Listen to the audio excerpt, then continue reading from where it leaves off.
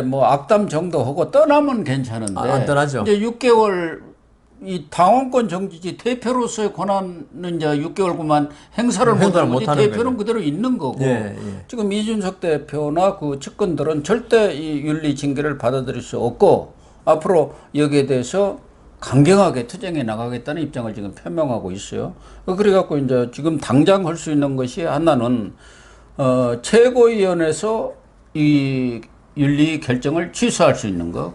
그건 이제 그 윤리 결정이 났을 경우 그것이 특별한 사유가 있을 때는 최고위의 의결을 거쳐서 취소할 수가 있더라고요. 당대표가. 근데 이것은 어쩐지 본인의 문제니까 이게 무슨 재척 사유 그런 거 안 되는 건. 둘째는 이제 재심 청구를 할 거 아닙니까? 윤리에.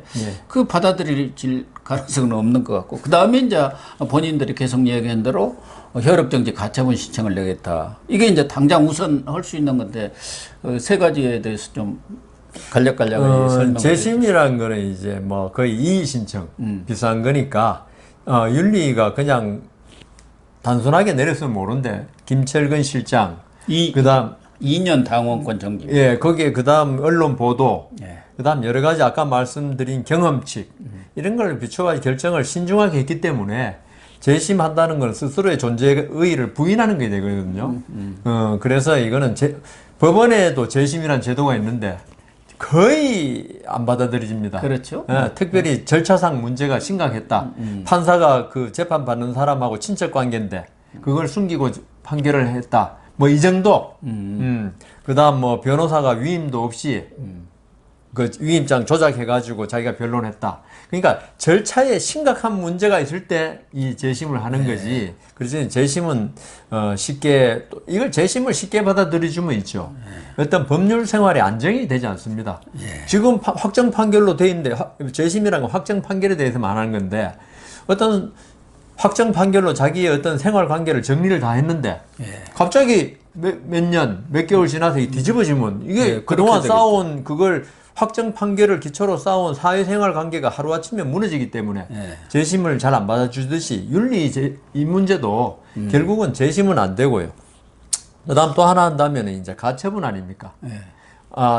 최고위부터. 최고위. 그 문제부터 한다면은 우선 제가 생각할 최고위, 의장이 이준석 대표인가요? 이제 의장이 이렇게 됐으니까. 아니, 그러니까요. 하지만 제 생각에는 이게 그 규정은 제가 못 봤습니다만은 일반 법리에 따르면 당연히 재척 사유가 되는 거죠. 본인의 일이기 때문에. 그리고 그걸 범죄를 떠나 정치적으로 있죠. 이번 최고위가 만일에 윤리의 결정을 뒤집는다. 이러면 국민의힘도 같이 이제 이준석 대표 같이 죽는 거죠, 이제. 그 당규에 따르면 당 대표는 특별한 사유가 있을 때, 당 대표가 볼 때 이게 특별한 사유가 있다. 일반 당원들을 지금 상대로 한 그런 것 같아요. 자기 그렇죠. 말고 자기를 제외한 최고위 의결을 거쳐서 윤리 징계 처분을 취소할 수 있다. 이렇게 규정. 그러니까 본인이 회부를 해야 되네요. 당 대표는 그러니까 당 대표가 이 윤리 결정이 부당하다. 이래가지고 본인이 결정을 회부를 해야 되거든요. 근데 최고위에서 지금 자기는 당원권 정지. 아니 그러니까 거기에 지금 결정에 당 대표가 회부할 수 있도록 당 대표는 특별한 사유가 있을 때 이렇게. 그러니까요. 근데 당 대표가 회부해야 되는데 자기가 당사자인데 회부하면 안 되죠. 그건 좀 안 맞잖아요. 이거는 우리 법원의 재척 기피 회피 이런 법 정신에 비춰볼 때 본인이 그러면 안 되죠. 이러면 제 생각에는 최고위에 아마 당 대표가 고리가 됐을 때 무슨 사고나 유고가 있어가지고 당 대표 직무를 행하지 못할 때 다음 선임자가 당 대표 권한을 대행하게 된다면은 그분이 하는 거는 할 수 있겠죠. 그러니까 그거는 최고위 규정을 한번 봐야 되고요. 그걸 떠나서 있죠.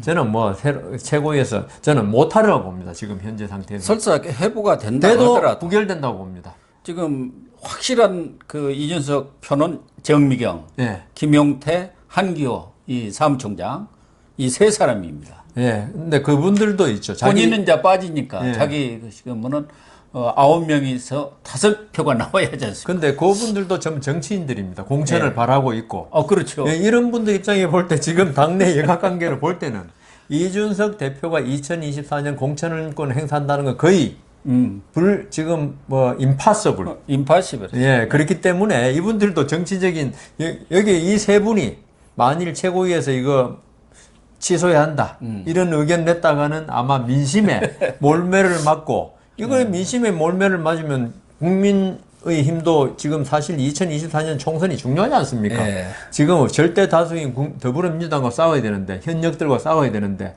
이런 경우에 그 국민의 지지를 못 받는 공천을 하게 되면은 이게 2024년 총선이 아주 어려워지기 때문에 이분들도 저는 못하리라고 보고요. 그다음 마지막이 이제 가처분. 이게 이건 이제 우리 시청자나 국민들 입장에서는 전에 윤석열 검찰총장 때 직무집행 바로 가처분 신청했죠. 받아들여져 가지고 복귀를 했지 않습니까?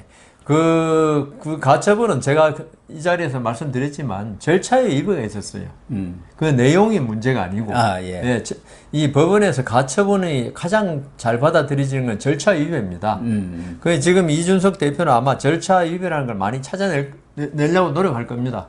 벌써 그 윤리 있기 전부터 윤리는 절차를 위반하고 있고 뭐 그렇게 계속 얘기를 해왔어요. 뭐 그게 정치적 발언인지 모르겠지만 지금 무슨 절차를 위반했다는 건지 그때 김철근 위원장 이거 실장이 한번 했을 때는 뭐 안건을 갖다가 뭐 통보하고 조사를 한 다음에 해야 되는데 갑자기 불러가지고 조사도 안 한 채로 그 자리에서 묻더라 뭐 이런 식의 이야기를 했는데 그렇지만 우리 김영삼 대통령 79년 신민당 가처분 사건 그게 받아들여지면서 나라가 결국 유신 시대가 종말을 고하고 새로운 시대가 아니고 더 엄혹한 시대로 가긴 갔죠. 시대로 가버렸죠. 여하튼 그 부분에 관해서 지금도 비판이 아주 많습니다. 이 정당의 내부 문제에 관해서 법원이 개입하는 건 옳지 않다. 정당의 자율성이라는 게 있고 이건 정치적인 문제인데 이렇게 그렇죠. 정치적 결정이죠. 정치적 결정이고 이거는 그래서 이 가처분을 이번에 뭐 아주 심각한 절차 위배가 있었다 할지 몰라도 이게 가처분이 있다고 해가지고 있죠. 절차 위배가 했다고 무조건 받아들인 건 아닙니다. 그게 이 결정의 어떤 존재 가치를 무시할 만한 절차 위배냐. 아주 사소한 그러니까 통보를 갖다가 뭐 그 내용 증명으로 해야 되는데 어떤 문자 휴대폰 문자 또는 일반 우편을 했다. 뭐 이런 게 어떤 결론에 영향을 미치지는 않거든요. 그런 걸 때는 가처분이 받아들이기 힘듭니다. 왜냐하면 가처분이라는 게 절차 위배뿐만 아니라 보전의 필요성이라는 요건이 필요해요. 그래서 근데 모든 걸 떠나서 이거는 정치적인 문제고 정치적인 문제에 대해서는 법원이 있죠. 아까 말씀드린 대로 어떤 개인의 인권을 심각하게 해친 인권을 보호받을 어떤 절차를 갖다가 완전히 무시한 이런 뭐 북한의 김정은 체제 이런 거 아니면 있죠. 이게 가처분도 받아들여지기 힘들기 때문에 오히려 이 가처분을 신청해가지고 기각이 되면은 이준석 대표는 또다시 그 타격을 받는 거기 때문에 타격이 아니라 그걸로 끝나버리는 거죠. 제가 이제 좀 완고하게 표현했는데 이준석 대표는 지금 뭐 윤리 결정 나오고 나면 오만 생각이 다 들겠죠. 야, 억울하다. 눈물까지 흘릴 정도인데. 그러니까 지금 뭐 재시민이 이런 쭉 이야기 하는데 제가 아까도 말씀드렸지만 난망한 걸 가지고 너무 에너지를 쏟지 마라. 다음을 기약해라. 저는 말씀드리고 싶습니다. 아무튼 이제 이준석 대표가 나름대로 빅마우스니까 뭐 여론전을 펼 거예요. 방송에도 나가고 어쩌고 하면서 또 지난 대선을 같이 치렀기 때문에 그렇죠. 또 폭로전에 나설 수도 있고 상당한 혼란이 불가피하지 않나 그런 생각도 들고 그 다음에 이제 그러면 당권이라든가 이런 부분은 어떻게 할 거냐. 당장은 권한대행은 이제 권성동 원내대표가 맡겠습니다만은 6개월간 당원권이 정지가 되니까 당내에서 당장 나올 수 있는 것은 이준석 대표에 대한 거치 압박이 나올 수. 아니 이게 집권당의 당대표가 공백이 있었어야 되겠느냐 그런 문제가 있어서 경우에 따라서 이제 비대위가 나올 수도 있고 또 조기 전대 같은 것도 또 나올 수가 있단 말이에요. 계속 이렇게 한 1년을 갈 수는 없는 것 아니겠습니까? 그렇죠. 그런 문제들이 앞으로 상당히 당내 혼란을 가중시킬 가능성이 있고 또 당권에 관심이 있는 사람들은 이제 본격적으로 이 지지기반 확충에 나서면은 경쟁이 가열되는 그런 상황이 안 벌어지겠습니까? 근데 제 생각에 이번에 윤리위에서 있죠. 결정은 했어야 한다는 거죠. 왜냐하면 이준석 대표를 끌고 갔을 때, 네. 끌어안고 왔을 때 더 계속적으로 그렇죠. 혼란이 악화되면 악화되지 이게 완화될 수가 없는 게 이준석 대표의 성격 문제입니다. 네. 예, 계속 분란을 일으킬 수 있는 어떤 그러니까요. 빅마우스라고 그러셨는데 계속적으로 자기 어떤 정치적 이익을 위해서 당을 이용하는 스타일이기 때문에 어떤 아까 선당 후사라고 했는데 이분은 선사후당이거든요. 네. 항상. 이 때문에 이번 윤리 결정에서 비록 살아났다 하더라도 계속 그 아까 마그마가 끓는데 더 폭발력이 많게 에너지가 응축될 수 있어요. 예. 그때 되면 국민의힘은 도저히 수습할 수 없는 지경까지 이를 수 있기 때문에 지금 뭐 이런 말을 쓰면 안 됩니다만 업참마속이란 거는 좋은 뜻인데 사실은 예. 훌륭한이 아니고 윤리적으로 나쁜 짓은 안 한 마속을 갖다가 제갈 공명이 목을 친 거 아닙니까? 예. 이거하고는 다르죠. 다르지만 이준석 대표 말을 곧이곧대로 받아들이고 아무 잘못이 없다 하더라도 업참마속의 입장에서 이준석 대표를 빨리 정리한 거는 저는 윤리가 잘했다고 보고 있죠. 다만 한 가지 윤리에서 6개월 당원권 정지를 한 거는 있죠. 이준석 대표의 어떤 그 아까 말씀하신 해당적인 발언, 여러 가지 정치적인 해코지 이걸 막기 위해서 일단 유예를 한 것이다. 제 생각에는 이걸 당장 끊었을 때 이준석 대표 진짜 어떤 대로 튈지 완전 럭비공 내지 골프공이거든요. 맞으면 치명적 아닙니까? 네. 그래서 제 생각에는 6개월 당원 정지를 둔 이게 만일에 이준석 대표의 말이 맞고 그 다음 별 문제가 없다면 그 6개월까지는 안 할 것 같아요. 그래서요. 예. 이제 뭐 당은 당 문제지만 지금 경찰 조사가 진행 중이지 않습니까? 이준석 대표를 제외하고는 거의 다 지금 아마 참고인 조사든 뭐 네. 관련 조사들을 다 했어요. 김철근 정무실장은 피의자로 조사를 했지 않습니까? 참고인 다 부른 것 같아요. 예. 그래서 결국은 이준석 대표도 부르겠죠. 불러야죠. 그래서 만약에 거기서 뭐 무혐의 아무것도 없다 이런 결과가 나오면 모르지만 사실관계가 명확하니 밝혀져 버린다고 하면 이제 더 이상 뭐 이준석이가 떠들고 말 것도 없는 거 아닙니까? 그러니까 이준석 대표는 지금 그 당대표직을 유지하고 있을 때 경찰로서 어떤 직접 불러가 조사하는 게 본인이 그렇게 강력 부인하고 있는 마당에 그러니까. 힘들었는데 지금 당원권 정지가 돼가지고 예. 당대표가 아니니까 그리고 이 사건이 국민적 관심사가 큰 사건입니다. 예, 그러면 엄청나게 큰 사건이죠. 예, 그리고 현역 의원도 아니고 그래서 이재명 의원 같은 경우 길을 쓰고 의원이 된 건데 이런 것 때문에 그래서 이준석 대표는 아마 소환 조사가 할 것 같습니다. 그래서 결론을 이준석 대표 본인이 떳떳하면 나가서 조사받고 네. 무혐의를 받든지 그건 복권하고 예. 이런 거니까 이준석 대표도 경찰 소환이 왔을 때 있죠. 회피하지 말고 자기 증거 그렇게 많이 가지고 있으면 가지고 나가서 떳떳하게 조사받으면 됩니다. 그런데 그 JTBC가 최근에 보도 경향은 이준석 대표에서 상당히 우호적인 그런 보도를 하던데 엊그저께 어제죠. 그 장모 씨가 지인과 통화해서 윗선을 언급한 거 그게 지금 보도를 JTBC에서 했어요. 그러니까 장모 씨가 그 자기 지인과 통화가 그 녹취록이 나왔는데 그 내용을 보면 여기 땡땡에 땡땡땡이라고 하는 국회의원에 나섰던 사람이 있다. 그 사람을 형님이라고 하는데 그분이 이 내용을 가지고 들어갔다. 그래가지고 그 사람이 땡땡땡 비서실에 그 사건을 제보를 했다. 그래가지고 그 사람이 이렇게 다이렉트로 해갖고 떴다. 뭐 이런 식의 이제 마치 그 비서실이라는 게 뭐 아마 윤석열을 얘기한 것 같아요. 뭐 그 지역에 국회의원에 나섰던 사람이 정보를 입수해가지고 그래갖고 너는 홀딩하고 있어라. 입 다물고 있어. 그랬다고 하는 그런 녹취록이 나왔다 해가지고 이제 보도를 했어요. 그러니까 이게 오래 전부터 기획된 뭐 이준석 퇴출 뭐 몰이랄까 이런 거 아니냐는 식의 뭐 어떤 추측이 가능한 그런 보도가 나왔단 말이에요. 물론 그것도 이 이준석 대표의 당에서의 어떤 정치적 행보 이것도 물론 이번 그 윤리 결정 우리가 말씀드리지 않습니까? 이 정치적인 기관이 조직의 정치적인 단체지 이게 무슨 사법부가 아니지 않습니까? 정치적인 계기가 전혀 작용 안 했다는 거는 뭐 사실은 말이 안 되죠. 그렇지만 이준석 지금 대표 말대로 이게 그런 잘못이 없는데 오로지 정치적 박해로 이게 됐다는 거는 그 정황이 너무나 많고 그다음 거기에 대해서 뚜렷한 지금 시계 사건도 그 조사해 보면 제 생각에는 이준석 대표는 자기는 뭐 그런 전달한 적이 없다 그러는데 그러면 그게 지금 시계가 1년 번호가 다 있고 그 1년 번호에 따라서 제작 연도가 다 나오잖아요. 그리고 청와대에 근무하고 대통령과 지근거리에 있거나 아니면 당의 유력 인사 같으면요. 저도 뭐 그런 걸 한번 뭐 대통령 그 명절 선물 한번 받아봤는데 이게 충분히 가능하거든요.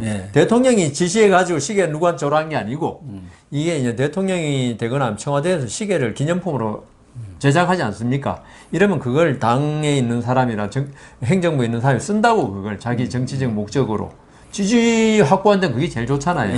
그래서 이 시기에 대해서 이 1년 번호가 있으니까 이게 이준석 대표가 준 건지 이거는 금방 나올 수 있고 그 다음 지금 이 장모 씨라든가 김성진 씨라든가 제가 그 문재인 대통령 때도 이야기했지만은 지금 집권당의 대표한테 있죠. 없는 사실 가지고 이렇게 한다는 건 말이 안 돼요. 그러니까 윗선하고 지인하고 통화를 하면서 윗선이 있다고 했었다 하더라도 그 이전에 그러니까요. 사실관계가 있으면은 뭐 그건 뭐 정치적인 문제 그러니까요. 아닙니까? 그 제가 볼 때는 윗선에 통화하고 이거는 있죠. 어떤 확인 사살적인 그 의미가 있니 그걸로 해서 촉발돼 가지고 아무도 그런데 허위 사실을 갖다가 마치 수사에 넣어 가지고 옛날 우리 공작 정시하듯이 옛날에 뭐 군사 정권 시절에 그런 거 뭐 저도 기억나 한영수 의원입니까 감동 사건 그렇죠. 이런 건 완전히 정치 공작이라고 그러더라고요. 그런 것처럼 이준석 대표는 지금 그렇게 몰고 가고 싶어 하는 것 같아요. 나에 대한 공작이었다. 그렇죠. 내가 잘못도 없는데 그렇지만 이 사건은 너무나 누구 말대로 증거가 차고 넘치기 때문에 이거는 그 이준석 대표가 그런 말을 차라리 안 한 게 훨씬 낫다. 저는 그런 생각이 듭니다. 이제 이준석 대표 입장에서는 앞으로 뭐 전개가 어떻게 될지 여기서 예단하기는 어렵지만 현 상황으로 본다면은 정치 생명이 상당히 위태로울 수밖에 없고 이렇게 중징계까지 받은 상황에서 재기가 가능하겠느냐 또 자기 공천을 2024년에 받을 수 있겠느냐 그런 문제가 제기될 수밖에 없는 거 아니겠습니까? 그렇다고 한다면은 이제 정치권에서 나오는 얘기는 이준석 중심의 청년 신당 그게 이제 자신의 정치적 멘토였던 유승민 의원과 결합해가지고 신당설도 나오는데 과연 신당이 가능할까요? 저는 이 사람을 어떤 당이 되려면 돈하고 어떤 세가 있어야 되지 않습니까? 그렇죠. 그리고 당에 또 뭐 좀 그거는 먼 이야기지만 유력한 대선 후보가 있어야 되거든요. 그렇지 않으면 당이 이게 물론 견제 역할만 하겠다면 뭐 대선 후보 이런 거 필요 없죠. 우선 세와 돈인데요. 돈에 대해서는 저는 잘 모르겠습니다. 뭐 7억 투자하는 걸로 투자 약속한 걸로 돈은 꽤 있지 않은가 싶기도 한데. 뭐 이렇게 코인인가 그거 투자해갖고 돈도 좀 벌었다 뭐 그런 얘기도 있지 그런데 전 유승민 의원 우리 고등학교 1년 선배지만 유승민 의원도 머리가 엄청나게 좋은 사람 알려져 있습니다. 그다음 이준석 대표도 머리가 참 좋은 사람이고 머리 좋은 사람들의 특징이 사람을 못 모으는 거예요. 이게. 그래서 안철수 대표도 전 대표도 그런 면에 손해를 본인의 인품하고 관계없이 정치적으로는 어떤 이렇게 기회를 얻지 못한 경험이 많은데 안철수 대표는 그래도 정치계에서 많이 단련되면서 좀 그래도 많이 나아졌는데 이준석 대표의 지금 성격이나 그다음 유승민 전 의원의 볼 때 어떤 세를 모으는 거 특히나 이분들은 어차피 보수 쪽 아닙니까? 보수 쪽이고 어떤 국민의힘과 어떤 연계가 어떤 대통령의 지지 아니면 보수 쪽의 지지를 받아야 되는데 제 생각에는 이준석 대표나 유승민 대표 전 의원 그 박근혜 전 대통령과 척을 져가지고 결국은 반박으로 되지 않습니까? 이런 볼 때 보수층에서 이 두 분에 대해서 2030은 워낙 그 변화가 심해가 잘 모르겠고 결국은 보수층에서 60대 이상의 지지를 받아야 되거든요. 그 지지는 없는 이상 이 두 분이 어떤 세를 만들어서 정당을 한다는 거 할 수는 있겠지만 거의 유명무실한 정당이 되지 않을까. 그래서 제 생각에는 정당 안 만드는 게 훨씬 나을 것 같다는 생각입니다. 그럼 마지막으로 이제 이준석 대표가 어떻게 됐든 여러 가지 리더십 문제는 있었지만 젊은 층, 청년층을 상징하는 그런 정치 아이콘 아니었겠습니까?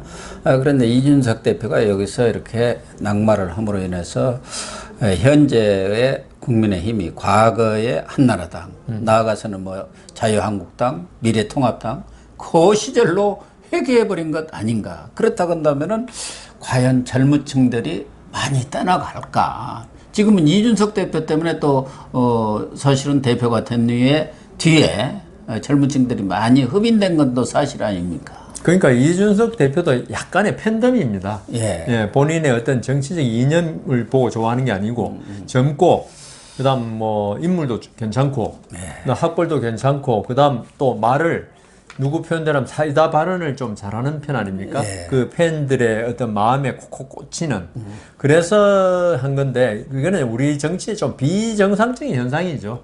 이준석 대표가 있으면은 국민의힘이 그 2030의 지지를 받고 떠나면 못 받는다. 이건 그동안 정치가 많이 왜곡되어 있었기 때문에 그렇고요.